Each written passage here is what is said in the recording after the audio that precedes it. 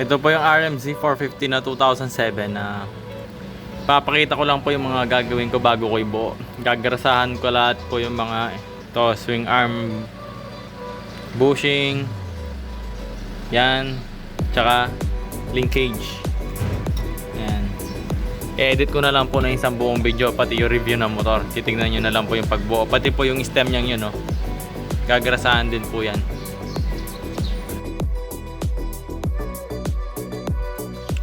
Ito po yung mga bearing at saka linkage ng swing arm. Nagarasahan ko na po lahat. Papakita ko lang yung mga bushing na sa swing arm. Ito. Okay pa naman sila, mukhang bago. Ayan. Sa kaliwa. Ayan. May grasa na po yan. Kaya balik bushing na lang to. Ito, gusto ko lang ipakita kaya binidyo ko. Ito. Yung sa swing arm niya, mukhang bago pa eh. Lambot, ayun. Tapos yung sa linkage, ayan. Kompleto pa naman yung mga bearing, ayan. Ayun. Kompleto pa po yung mga yan. Ayan. Hindi ko alam kung makikita nyo sa video, pero ayan, kompleto naman. Tsaka ayun. Yung mga bushing niya, ayan. Ayan. Po isa-isa. So, dito.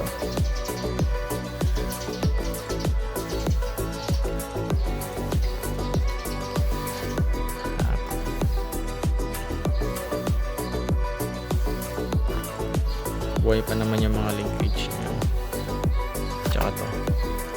Magalaw pa naman.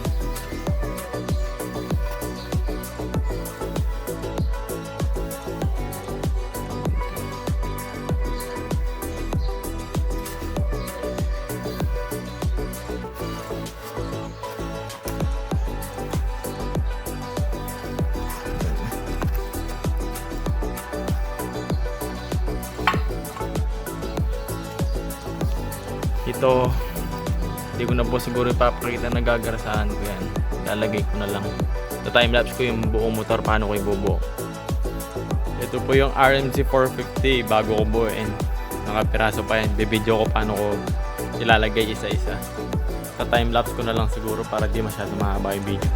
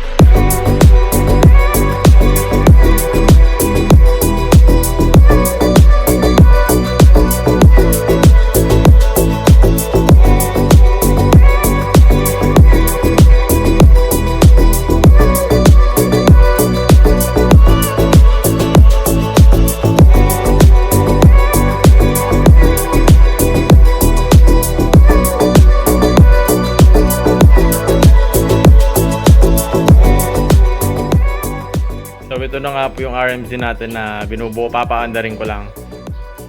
Titignan ko muna kung hindi siya palyado, kung hindi nag-overflow, bago ko kumpletuhin yung mga plastic. Ito po siya.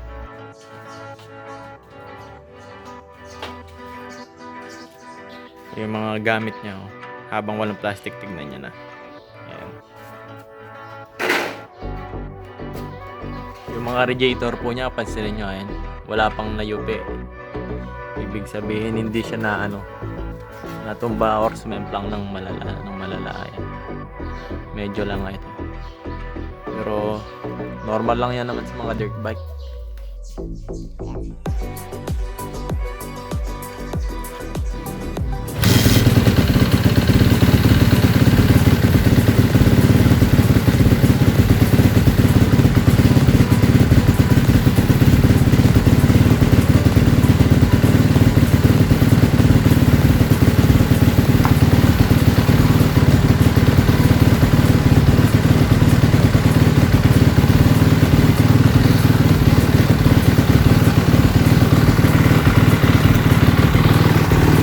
So ayan po yung turog na makina.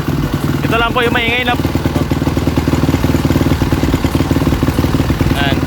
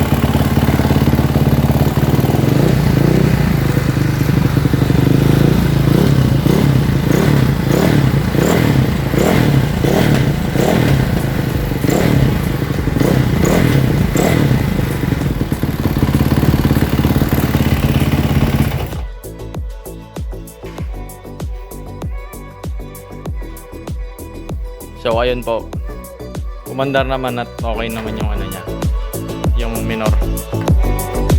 Lalagay ko na siguro yung mga plastic, okay na to, konting tono na lang.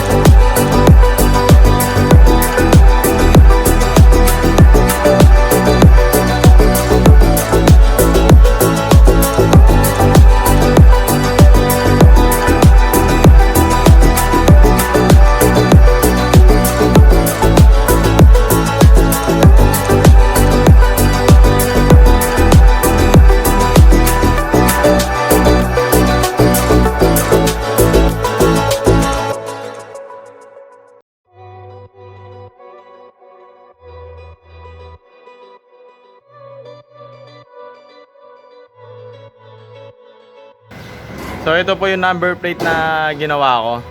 Kinonvert ko yan, ayan. Ayan. So sumasakto naman po yung lalagyan na to, sabitan. Sumasakto dun sa original na lagayan. Kaso sa makakabili nito, ayun nga, nasa sayo na kung papalitan mo ng original or tabasan mo pa ng konti ito para mas gumanda. Pero yung makakabili na siguro yung gagawa nun. Pero okay na to, ayan. Bolt on naman yung mga kinonvert ko. Walang putol po yan, walang hinang, ayan. Ayan.